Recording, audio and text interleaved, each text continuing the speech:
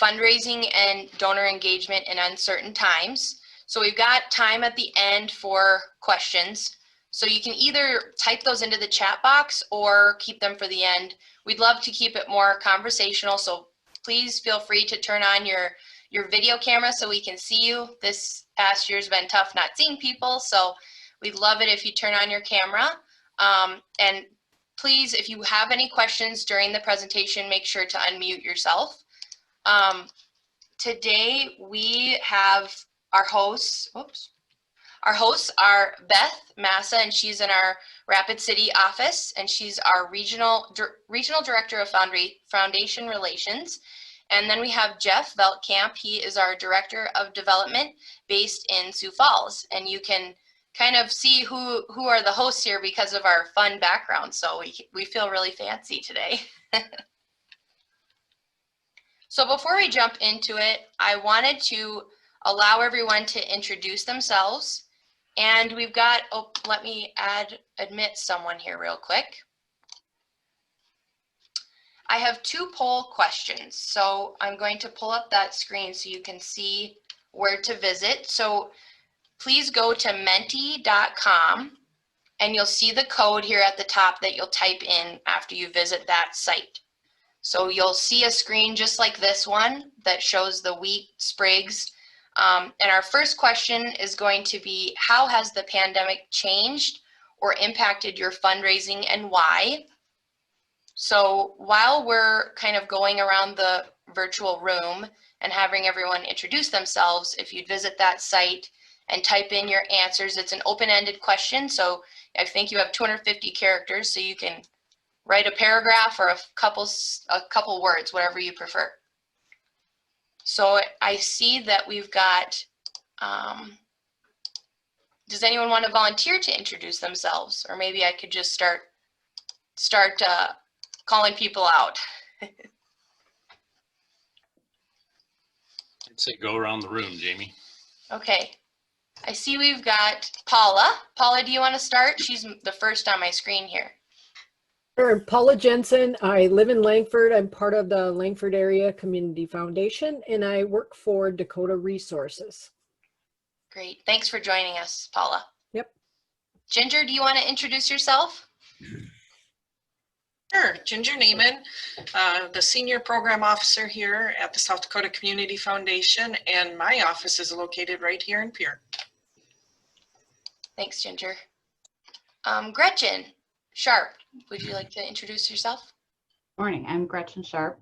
I'm with the Aberdeen Public Schools Foundation in Aberdeen. Thanks. Pat, do you want to go ahead?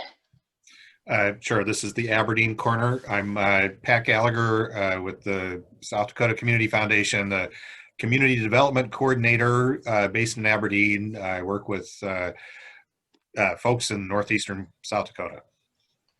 Thanks, Pat. Jay, do you want to introduce yourself? Jay Spons. Sure, I'm Jay Spons, and I'm part of the Armor Community Foundation in Armor, South Dakota. Great. Emily, would you like to introduce yourself? Sure. Emily Hofer with the Freeman Community Foundation. I work at Merchant State Bank. Great. Thanks, Emily. So hopefully that's given everyone a few minutes to type in their answers. I'll show our results here, if it'll let me.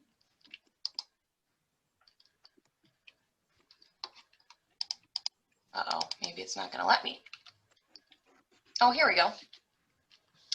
So here's a few of the responses. We had to cancel and change fundraising events. One of our events was our main fundraiser. We've had no meetings and haven't been able to do our Sponsor the Score fundraisers that we typically do yearly at our double header basketball games. Let's see. Fundraising has been level to increased slightly in 2020. I think people save money by not traveling or eating out, and we're willing to contribute to other local needs. That's good to hear. Less in-person events equals less donations. It has made it more difficult to connect face-to-face with alumni and donors. Yep, we've seen that too. It makes it more challenging to do face-to-face meetings and have donor conversations. Great. Well, thanks for responding. That kind of gives Beth and Jeff a little idea too what the issues are that you've been seeing. Jamie, I think we got a few more introductions we need to do. Yeah, and I was going to wait to do that until we go into our second question here. So before I allow the remainder of everybody to introduce themselves, the second question was, what do you most want to learn about fundraising and donor engagement today? So if you're still on that webpage at menti.com with that code, you'll be able to type in your answer. And Renee, if you'd be willing to introduce yourself. Renee Servati from Spearfish. I'm the Director of Program Management for Northern Hills CASA. Great, thanks. Ron, do you want to introduce yourself? Yes, this is Ron Kivers with the Gregory Foundation. Thanks, Ron. Mark, do you want to introduce yourself? Yep, Mark Nelson from the Langford Community Foundation and also works for Grow, South Dakota. Great. And I think I've got two left here. Christy, I know you're in the car, but. No, I'm just driving, you know, yay, right? So Christy Wagner, I live in Whitewood and I'm with Dakota Resources. Thank you. And then I've got one more that says just owner on the account. Does that person want to unmute themselves and introduce themselves? Maybe not. And I think we've got one more jumping in here. Let me see who it is. Let me admit them in and maybe they'd want to introduce themselves. Shelly. It's Shelly. Oh, hi, Shelly. Well, let me see if I can pull up our results here from this question.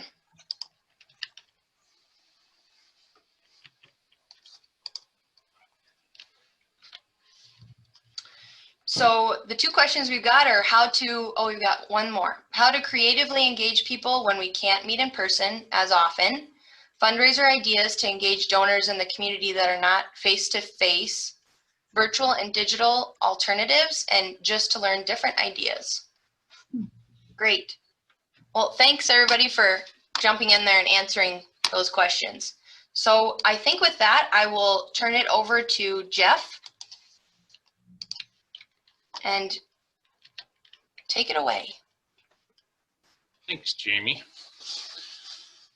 So I'll kind of set the stage for this presentation. Today we're going to talk, there's kind of two components to what we're going to talk about. I'm going to talk about more of the structure side of it, what you'll hear me call the science side of it, and then Beth, my colleague, is going to talk about more of the softer side, the emotional, the engagement type efforts. So whenever I start talking about fundraising, I kind of like to set the stage because most people automatically go to, and I saw it in some of the results to your responses to the question of, you know, what's the best event to do? How do I use social media in the best way? What are great ways to engage people in bigger groups? And you're going to hear me preach pretty hard on a lot of individual type fundraising. And I say that because you can see the screen in front of you. I always say the money is out there. And where does the generosity come from? If you look at that, 80% of donations in America back in 2018, and the data hasn't changed much since then, came from individuals. For those of you that aren't aware what a bequest is, that's a gift through someone's will or estate plan. So if you include bequest and individuals, you're at 79% of dollars that come in for charity year in and year out pretty much is from individuals. So I like to tell people, spend your time where the money is, and the money is with individuals. It's not from foundations. It's not from corporations. Definitely go after those. I consider that low-hanging fruit, but when you want to build significant dollars and sustainable dollars, I tell people, spend your time with the individuals, the people in your community, and they will support your efforts. Next slide, Jamie. So now that hopefully if you're believing what I'm saying, you believe that the money is with individuals, here's some data that backs that up. The South Dakota Community Foundation was part of a wealth transfer study This data is 10 years old, and we hope to do this study again once the census is all completed and honestly we get around to it.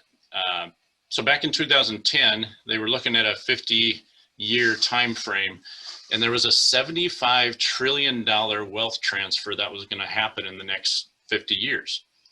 And if you narrow that down to just South Dakota, you're looking at more than $100 billion will exchange hands from one generation to the next over that time frame. That's a lot of money. We heard other organizations that were looking at data and coming up with campaigns, and the one that kind of stuck, and I think we've talked about it at the Community Foundation a few times, what if we could capture just 5% of that wealth transfer? 5% of 100 million is of 100 billion is 5 billion.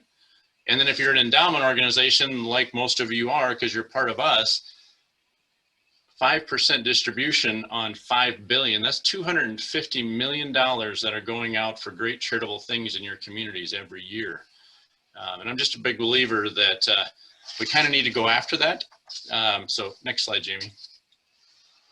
So we're going to talk a little bit about how we think you do that. So the structure behind it, I'm going to start with kind of setting the stage that it is a blend of what we call the art and science. The art is what I call the emotional side of it, the soft side of it, those relationships. And then the science side that people get really fearful of is the tax side, estate planning, things that attorneys and financial advisors deal with. And I will look all of you in the eye as volunteers and say, you don't need to spend a lot of time on that side of it. My colleague Beth is going to talk about the art side of it in greater detail. And if you spend your time, if not all of your time there, you will be successful. The science side, I would say look to us for help, or look to your local attorneys. They can help you with those things.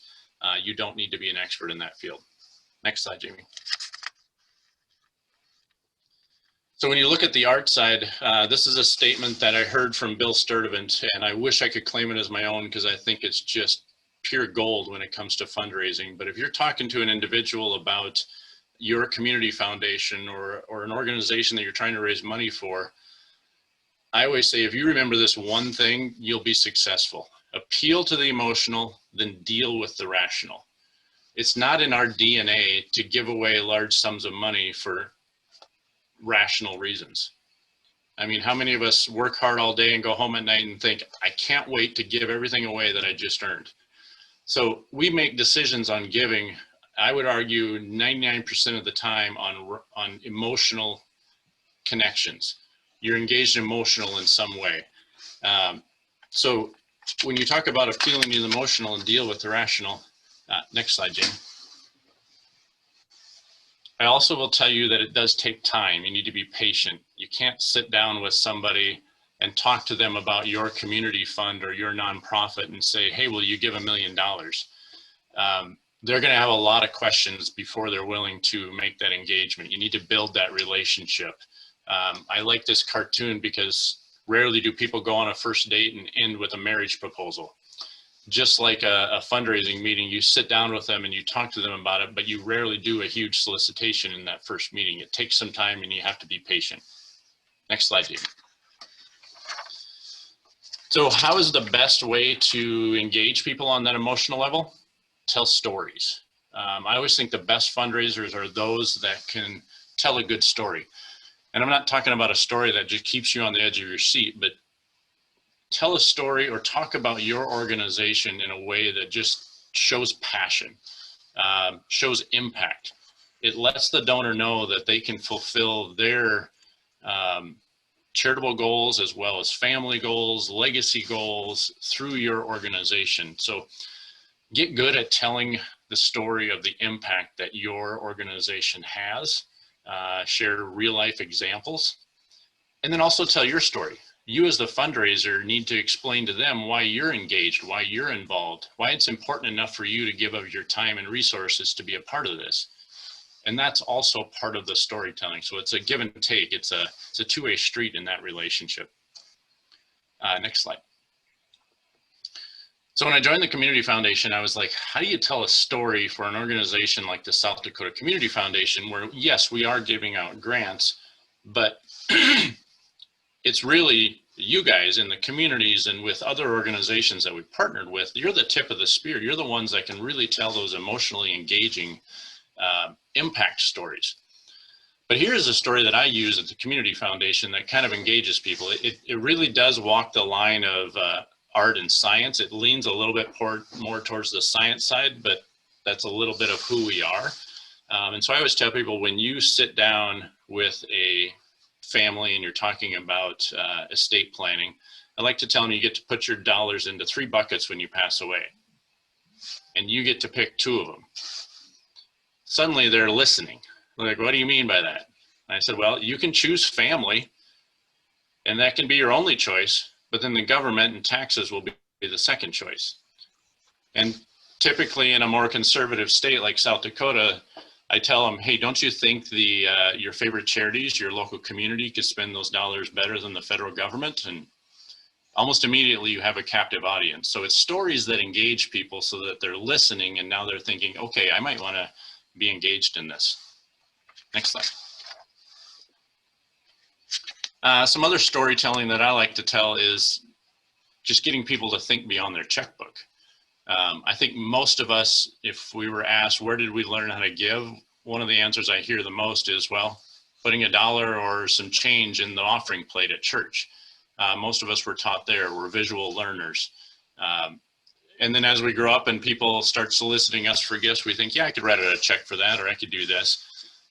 As we gain more wealth or we become a little bit more educated, we might start thinking about gifting of stocks and that type of thing. But I think it's also important for us, being in a rural state, to start talking to our farmers about giving in a way that is easy for them and also has a real tax advantage. And so you start talking about gifting of some commodities, whether that be corn or beans or livestock, where they can actually avoid some income, which is a good thing because they will pay less taxes, but also they can deduct some of the input costs, and it just becomes a much smarter or rational way of making their gift. Now that's the rational side of the brain. That's not what drove them to make the gift. It's just the reasoning behind how they want to do it. And it makes you as an organization look good too, when you can provide that sort of input. Next slide. So I think all of us to this day, even those of us that have been doing it for a long time, get a little bit of fear and anxiety when it comes to sitting down and asking someone for a gift. I would argue, being a former athlete, if you're not a little bit nervous, you're probably not asking for enough. So it's good to have a little bit of that churning in your pit, like, oh, I don't know what the response is going to be. But the things that I always remind myself are, first of all, if they say no, that's not a personal rejection. That's just saying, you know what, good organization, great effort that you're raising dollars for, just maybe not a good fit for me. Or maybe now is not the right time. Maybe you asked a little too soon and they weren't quite ready to make that gift. You need to tell them a little bit more about the impact and how they can fulfill their goals. So I like to show this slide. I actually think I stole it from Jamie on one of her presentations, but it really gives you an idea that there's a lot involved in soliciting, and such a small part of it is the actual ask. And when you're talking to people about bigger gifts or estate planning type gifts, you gotta spend quite a bit of time with them and know them and engage them and understand who they are before you make that ask. So a lot of your activity in fundraising isn't gonna be an actual solicitation. Next slide. And here's where we really get into what I call the science side of it and the nuts and bolts of fundraising. This is kind of a passion of mine. So I struggle in fundraising sometimes because I'd love to rather talk about the nuts and bolts of it than the emotional side. But I'm a huge believer that fundraising is very methodical. There are processes behind the scenes. First of all, if it's a campaign or you have a specific goal, I always say have a really good plan laid out and make sure those that are involved in the raising of the dollars understand the plan. They understand kind of what your case statement is or what you're raising money for and how it's going to impact your community, and lay that out. And where a lot of people get, I think, confused, or what I will say is backwards, they think they right away need to market what they're doing. They need to tell the world that, hey, our goal is to raise $100,000. Well, I would argue that, like I show on the slide there, that's number 6. That's at the bottom of the list. In my opinion, good fundraising happens before you ever really go public. You got to sit down with those individuals that have the capacity to make a gift. You can go to the next slide, Jamie. Actually, I think this slide and the next slide, I probably have them flipped, but that's okay. So additionally to kind of having a structure of how this campaign is going to go, I think you need to identify who the individuals are in your community that can make significant gifts, because almost all campaigns are top heavy. I've done a presentation before, we named it Fundraising Isn't Fair, because the sad side of it is if you really want to burn out a fundraiser, set a goal of we're going to get 1,000 people or 100 people to give $1,000. Your fundraisers will probably quit before you're successful. It's much better to kind of have a pyramid where your top givers are giving the larger amounts. Most campaigns lay out that way. And then once you identify who those individuals are, you need to have a plan for each of them. Okay, who knows them? Who can they not say no to? How do we engage them? How do we show them what we're doing so that this is something they may want to invest in? And each individual probably needs a different plan on how they're going to be solicited. And it may take one step where it's like, you know what, we have the right person, we know how to ask them, we already have them engaged, and we just need to go solicit. And sometimes it's like, they really don't know what we're doing. We need to do a better job of filling them in on the impact we're having in our mission and our goals before they're ready to make an ask. And those steps would go in this. I say write it down, because then you're held accountable for making sure that those steps happen. Next slide. So maybe a half step back, before you do those individual solicitation sheets on who those people are, I think you should have a campaign gift chart. Because most of them kind of play out in a similar fashion. They're all a little different. I always say our CSA in Lyman County kind of broke the mold. They ended up raising a whole bunch of dollars and none of them were major gifts. So it does happen. But from my experience, not only with the Community Foundation, but other organizations, most of them are top heavy. So if you're a well-organized machine and you've got professional fundraisers, your lead gift should be 10%.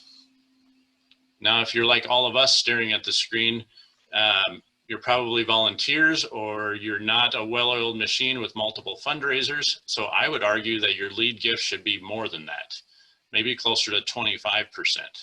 Spend your time where you can have the biggest impact, not only on your organization, but also on the campaign.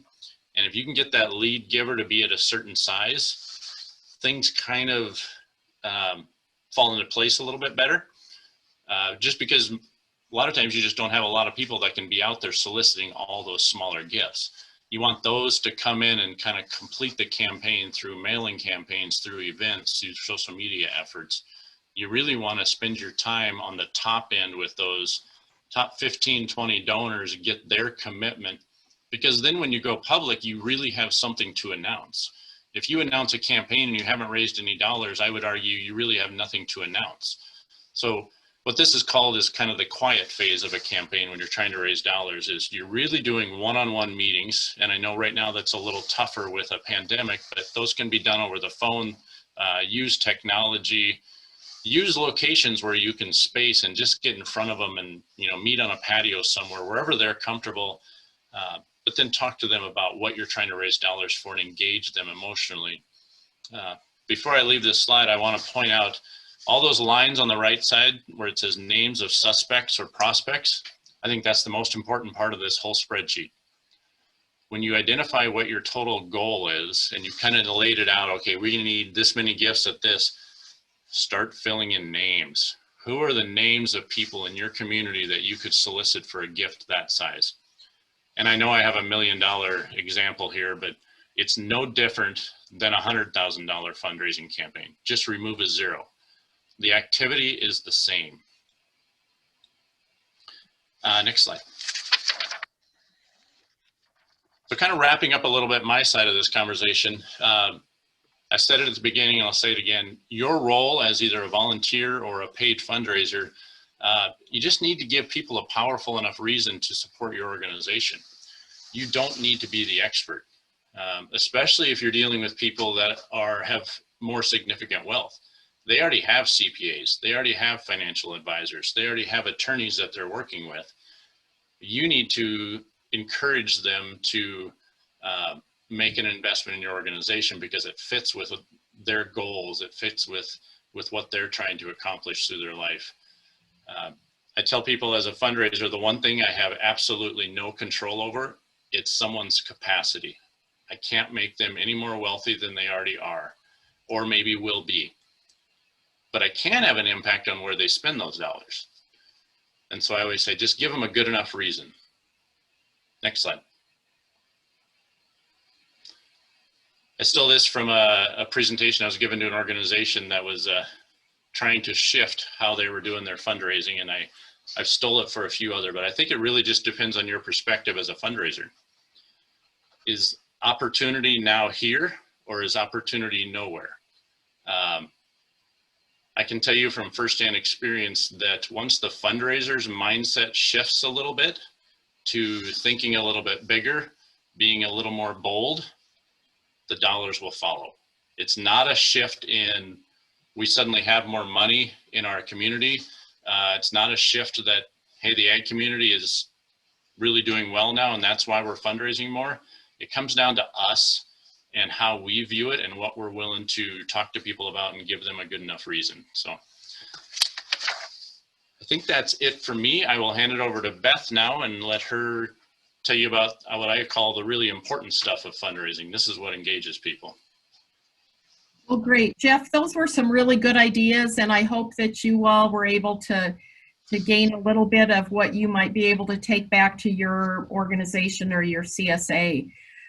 You know, just a couple of things. I know that as volunteers, the scariest thing to think about is whether or not you have to go and ask people for money. And that is one of the challenges in fulfilling the seats in your CSA on the advisory committees, is trying to find people that don't have that fear. But there are some really, really great books out there. And, you know, one thing that I've really taken time to do over the last 11 months is to take time to read. And some of those excuses that I had before, we just have more time on our hands that instead of going here and going there and being with this person and being with that person. So one of them that I really like is this boards and asking styles. And oh, you can't really see it with the background, but I can give you information on that. But it does give you some really great information. And while it's designed to be a piece for a kind of a professional fundraiser, I think it has some really great information you can take back as a volunteer as well. So, you know, and one of those scary things is to make an ask, or to even, you know, not face to face, but just over the phone, you ask somebody for a donation. Maybe it's to sponsor an event, or, you know, hey, we've got this going on and we're looking to raise $5,000 for a playground. And they said no. And so, you know, rather than taking that no and being really disappointed and bummed out and even more scared to go and ask the next person, take that as your opportunity to let that person know more about what you do. And I think that in really thinking about that, and why did Paula say no, that you can use that as a reason to really be more thoughtful and how you're going to explain what you're doing. You know, what's the playground for? Where is it going to be? Who's going to keep it up? You know, try to answer some of those questions that you think maybe that potential donor wanted to know. So really think about that. And that no should really start your relationship building. And even make that as a goal. Like, you know, doggone it, Paula did not say no. She didn't say yes. She said no, but I am going to make her see that we are a vital organization, and this playground project is going to be helpful for you know, all of us, either as a parent, as a babysitter, as a daycare provider, whatever. So really think about that no in a little bit different way. And, you know, use that as your excuse to be more knowledgeable about what you're asking for. One thing that I have really focused on this past year is being more deliberate about my communication with donors, and not just, you know, forwarding them an article or clipping something out of the newspaper, but really being more deliberate about keeping in touch personally. And I have, you know, I've kind of had to hide some of this from my husband because he says I spend too much money on note cards and birthday cards and sympathy cards and everything else. So that's one thing great about when I was able to go back to the office, I could take everything that I'd hidden in the back of my car and put it in my desk. But, you know, I have just note cards. I guess I'm not going to be able to hold those up because I get kind of a funky look with our background. But, you know, note cards, sympathy cards, I have ready to prepare for Valentine's Day. I went out and bought a bunch of Valentines and hid those until I could get them to my office. But, you know, find reasons to connect with those people. If you see something on Facebook that, hey, it was Jamie's birthday, you know, so what, Jamie's birthday was 2 days ago and you just saw it today. Send her a message on Facebook, but then take time and send her a personal card. All of us love to get mail, and those of us that are maybe that group of people that has really been homebound this last 11 months, maybe they're like my parents living at a retirement village and they've had some pretty harsh lockdowns. They haven't been able to go places. They have absolutely loved getting personal messages from people. So think about that and see how you can brighten somebody's day. And it's always so much better to sit there and just write out a card or write out a note and say, hey, you know, I was just thinking about you and remembering how much fun we had last year at the CASA event. And those memories are really important to those older people. So just let them know that you're thinking about them. And in that writing, and whether it's, you know, maybe it's an email that you send, just be yourself.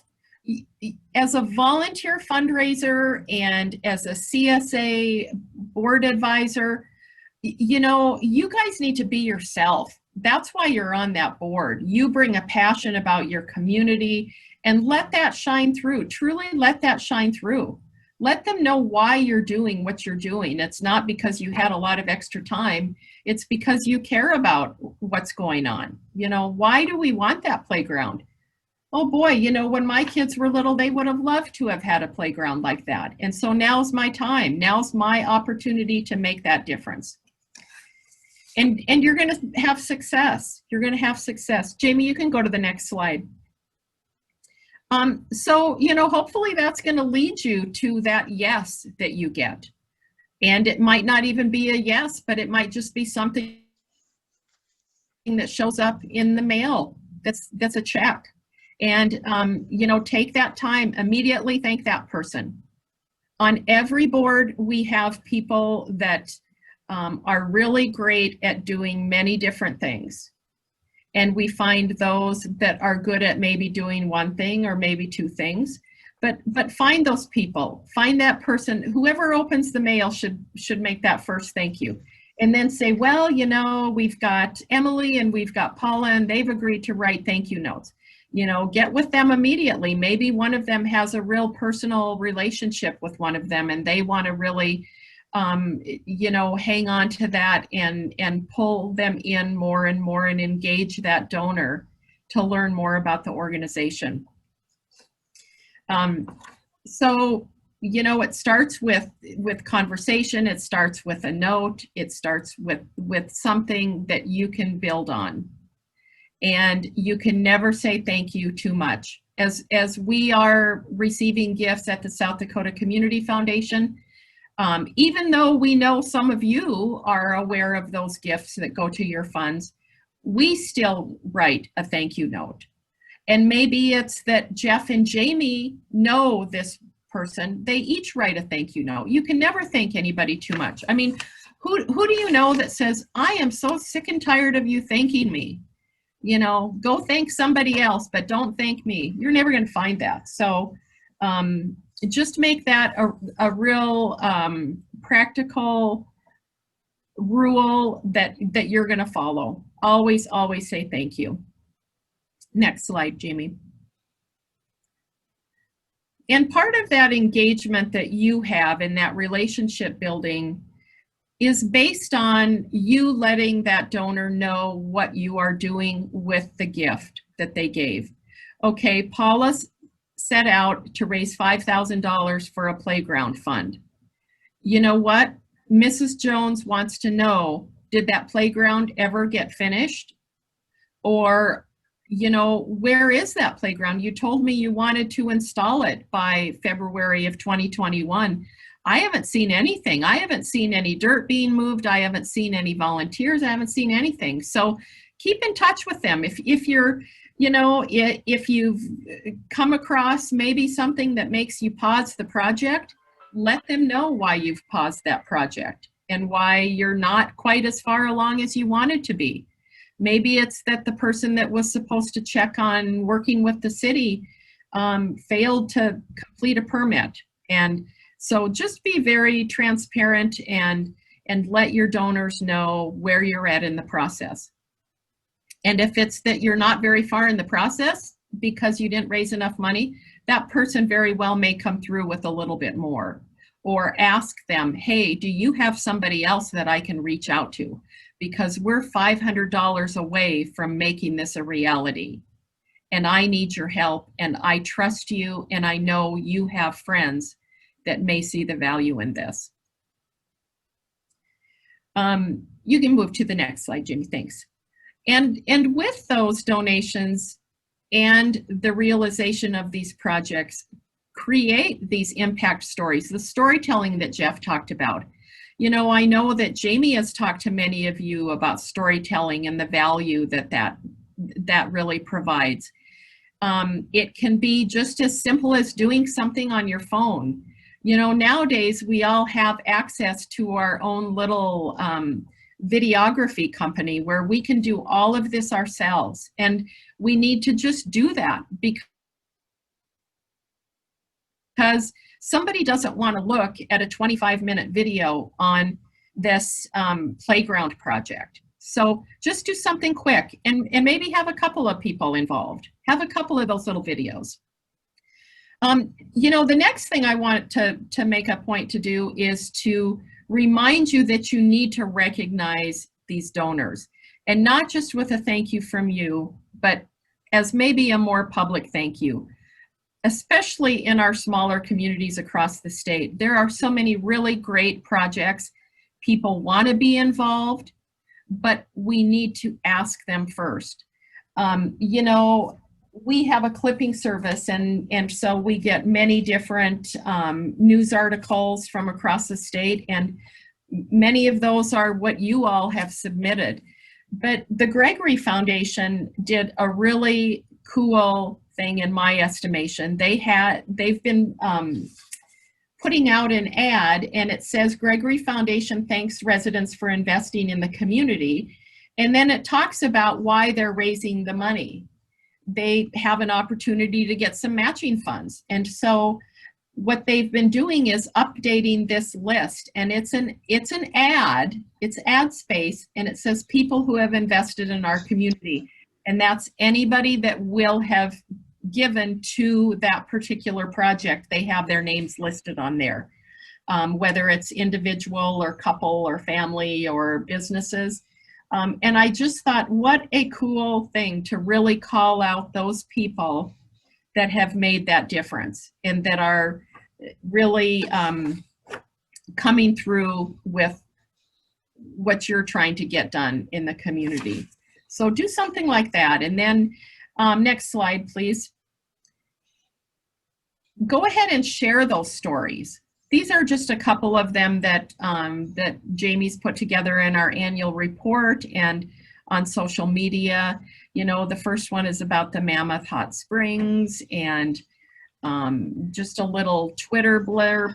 And the other is recognizing some of those people, we call them hometown heroes in our Legacy Society, but find a way to recognize them, because they are the reason that you still have a responsibility to your community, because they are giving to you and they're providing those funds to help you move forward with your projects.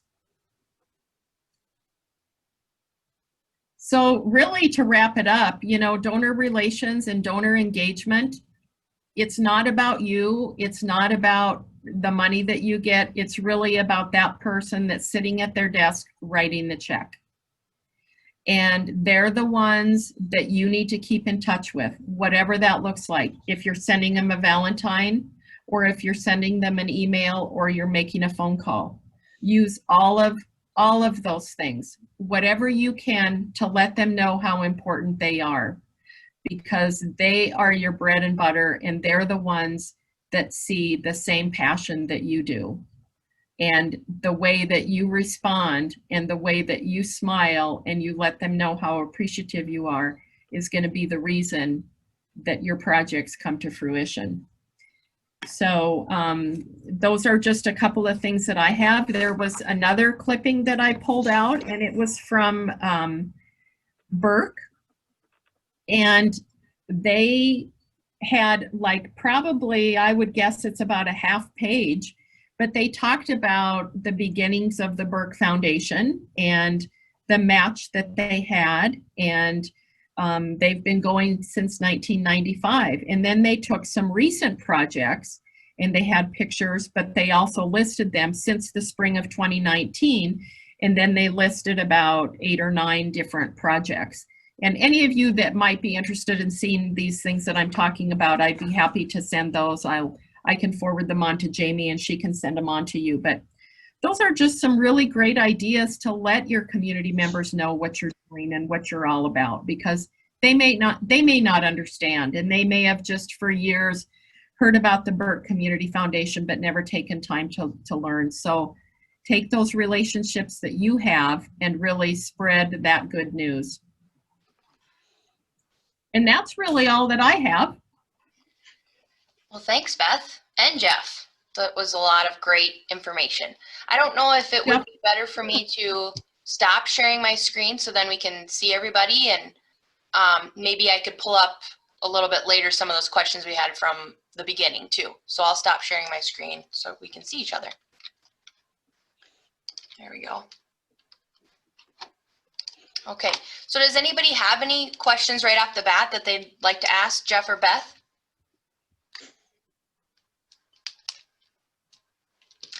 Well, maybe I'll pull up some of those questions that we had from earlier in the... Well, you're doing that, Jamie. A couple things I wrote down, things that have changed because of the pandemic. No events, less donations, but then also people were spending less, so there may have been more donations depending on your location. I think I can speak for Jamie and Beth and Pat, but we have found, once we kind of figured out what the whole pandemic was going to look like and how we were going to operate through technology, even though we probably would tell you we don't like it, we've been able to reach probably more people. Because I'm able to get on a Zoom call and do a presentation like this in front of 15 people, whereas before it was one financial advisor, one attorney, one donor. Now we're able to kind of preach and tell our stories and our cause in front of groups from multiple states. So there is some opportunity in there. And then I would also agree that, especially when it comes to not going out all the time, people have a little more disposable income. Plus, I've been asked this question a lot. I'm getting this stimulus check and I really don't need it. What should I do with it? Give it away. Convince them that your CSA, your community, your organization is a good spot for that to go. Right.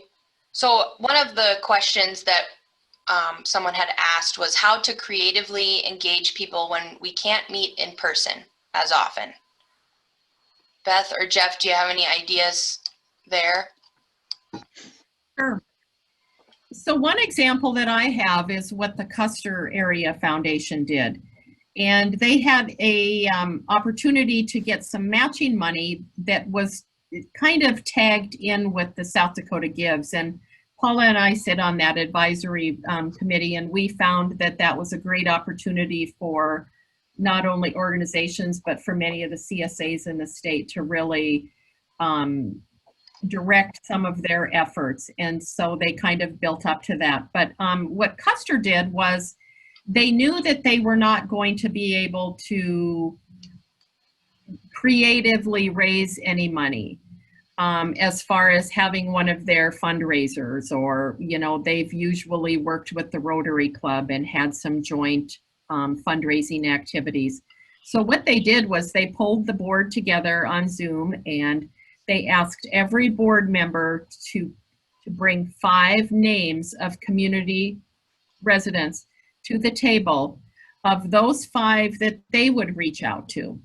And so that they didn't have overlap, they kind of went through, and maybe, you know, Jamie, maybe you and I would have brought 1 or 2 of the same people. So we would have made that decision, okay, who really has the greater opportunity to receive a gift from this person? And so they went through and they each took their 5 names and they made their phone calls. It was all strictly by phone or Zoom. And they actually raised way more money than they would have had they have spent all that time and labor and effort having an event. They were able to do it, you know, they could get their 5 phone calls done in about an hour or 2 on any given day. And that's what they did. And so they just explained, and really, you know, in this pandemic, there hasn't needed to be much explaining why you're not having face-to-face events, why you're not having face-to-face meetings. Most people are so appreciative, and you could just almost see and feel while you were talking to them that, oh my gosh, you know, are they going to ask me to meet face-to-face? Nope, you know, we're not going to ask you to meet face-to-face. We know how you feel. We all feel that way. So that was one of the really clever ways I thought that they were able to make a difference toward that end of the year and grab onto some of that year-end giving.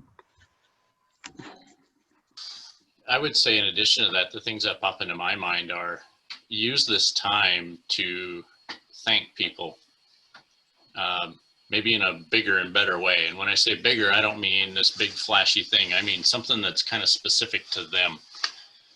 One of the stories I like to tell, and this is a true story, prior to working at the Community Foundation, I worked for a university in South Dakota, and we had a donor that helped fund estate planning seminars. I mean, these were kind of big time seminars where we'd fly people in. It was a destination type deal, but she helped underwrite them for the most part. So those are significant dollars that she was investing. To thank her, we pulled a spreadsheet of everybody that had attended the estate planning seminar and what their giving was from after they went to the seminar. So not previous giving, just seminar date till today. What was their giving? We wanted to look for a kind of a return on investment, the cost of bringing them to this seminar and putting them up in a hotel, what was reflected in their giving. And gave her the spreadsheet, and it was probably only 2 pages long because we hadn't done a lot of them, but her return on her investment was 917%. The giving that followed them going to that type of event was through the roof. So her thank you gift was a spreadsheet. She brought that to every future board meeting. She shared it with all of her friends, and before you knew it, she had 3 other couples helping her underwrite these events. So sometimes you just got to thank them in a unique way that it's just going to show your gratitude, and you don't need to spend much money on that. That didn't cost us a thing to give it to her. So I'd take this time to figure out who's your major donors, who are those that just need a unique thank you, and then also use technology. You could do events. You could ask those that are impacted by your grants and gifts to do a quick little thank you video and send those out to some of your donors. I think there's some big opportunity there. Sometimes a good thank you is your best solicitation. Right. And I think Beth had a lot of great points in her presentation about sending handwritten notes and reaching out to those donors and kind of being able to take time to be more personal with them through those calls or mailings, you know, instead of at a larger event, you can be more one-on-one and personal through either phone calls or notes. That was kind of the general question theme, I think, was other virtual opportunities. I know here at the foundation, we've moved to this lunch and learn format, and that was kind of a positive way to engage with all of our volunteers and nonprofits through a virtual way to do that. So that's kind of been a good shift for us. I would say that's one positive thing on our end. I'm looking at the question of how has fundraising changed for you through the pandemic? Obviously, most of them are about fundraising events being canceled and having to shift away from that. One of them did mention fundraising has been leveled to increased in 2020. And I think people saved money by not traveling or eating out and were more willing to contribute to local needs. So I think that's a really good testament to kind of what both Beth and Jeff have been saying, that you just need to ask and you need to make sure that you're in contact with those donors, because I mean, it was a tough year last year, but you never know when or why someone might be willing to give. You just have to be reaching out to them and continuing to engage with them in any way that you can. You know, something that came up in our preparations for this, Beth mentioned it, and I fully agree with it. You know, we're encouraging you, still got to be out there. You got to be communicating, whether it be thank you notes or just telling your story. But you also need to let your donors and constituents know that you're not blind to what's going on in the world. You got to be sensitive to the environment, you know, whether that be a pandemic or whether that be a poor ag economy. I don't think that's an excuse not to engage with them, but you need to be at least be sensitive to it so that you don't come across as, do they not realize what's going on?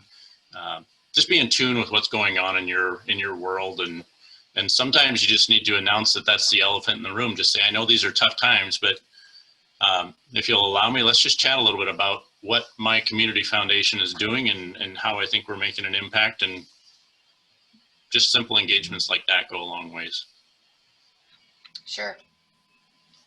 So we did have a question in the chat from Renee. How do you recommend handling bequests? So more of a planned giving. And Renee, if you want to kind of speak a little more to that, do you need more clarification on that question? Yeah, if I could get a little bit more, because you just accept them and you spend them wisely, right? Well, we've had a few people donate, you know, after their death. They've done different things where they could contribute to our program, or we just receive a check. And I'm just wondering if anybody has any ideas on how to recognize the family during that time, or, and some of them have been a significant amount. Like we had one that was $100,000, some of them smaller. So I guess just how best to handle that. And then should we be, what should we be doing with those funds to best utilize them? Well, oh, go ahead, Jeff. I was going to say I can give my 2 cents, but Beth is the one that's better at this. My 2 cents would be, first of all, see if you can find some family that you could engage with and ask them. A lot of times there are specific designations that come through the estate plan, but sometimes they just show up and you're like, we don't know where this came from, who solicited it. So there's a lot of opportunity there, but I'm a big believer, see if you can try and engage family, because if there was money from that person and you engage the next generation or siblings, there might be more. That's the fundraiser in me coming out.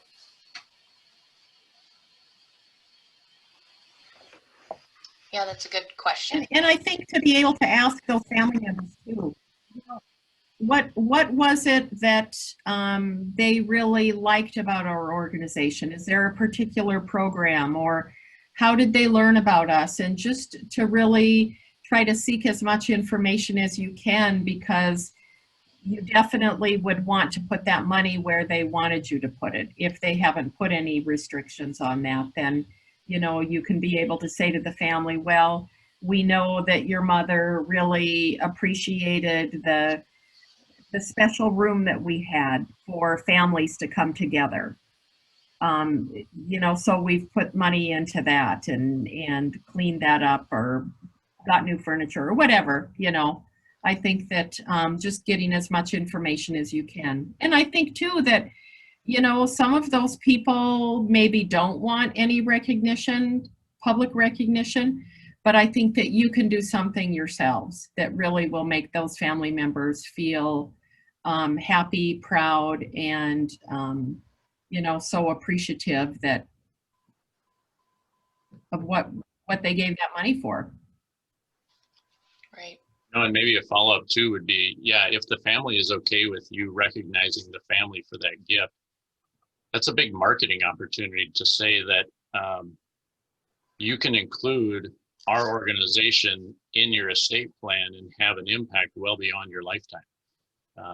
Because giving through your estate and will isn't always a natural thing for us. It's not, when we sit down with the attorney, our whole goal is to figure out how we're going to give stuff away charitable. It's usually a second or third thought.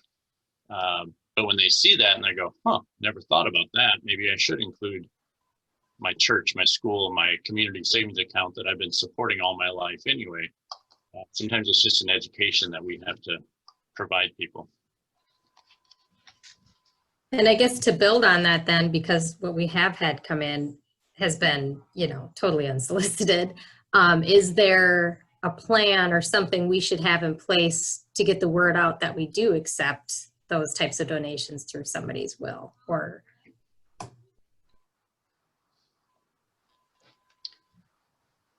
I'll lean to Jamie if she's got some marketing ideas, but I think it's no different than just soliciting the impact that your organization does. You appeal to the emotional, you talk about what your group does, the grants that you're giving out, the impact you're having on your community.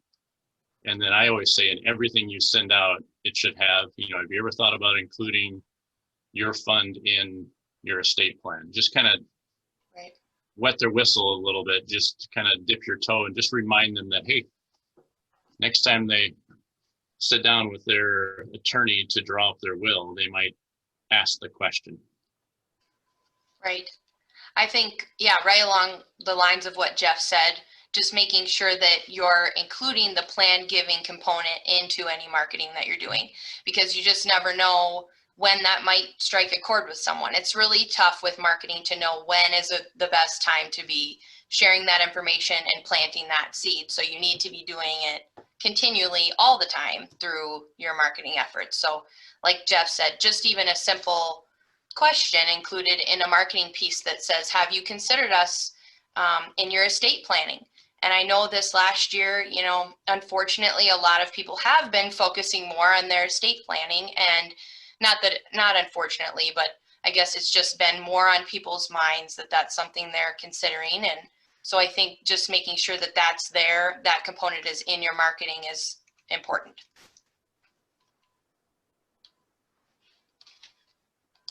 Do we have any other questions? I know we're right at 1 o'clock, so I don't want to take up any more of your time. Anything else you want to mention, Jeff and Beth, before we jump off? I don't think so. We're here to help, so don't hesitate to call us, email us. Yep. And I should mention before we stop the recording here that we do have a Lunch and Learn next month, and Stephanie Judson, our president and CEO, will be hosting that. She's going to be kind of talking about the foundation in general and kind of the state of things here. So it's on Wednesday, February 10th over the noon hour. So please join us for that as well. Thanks, everybody. Have a good rest of your day. Thanks, everybody. Bye-bye. Bye.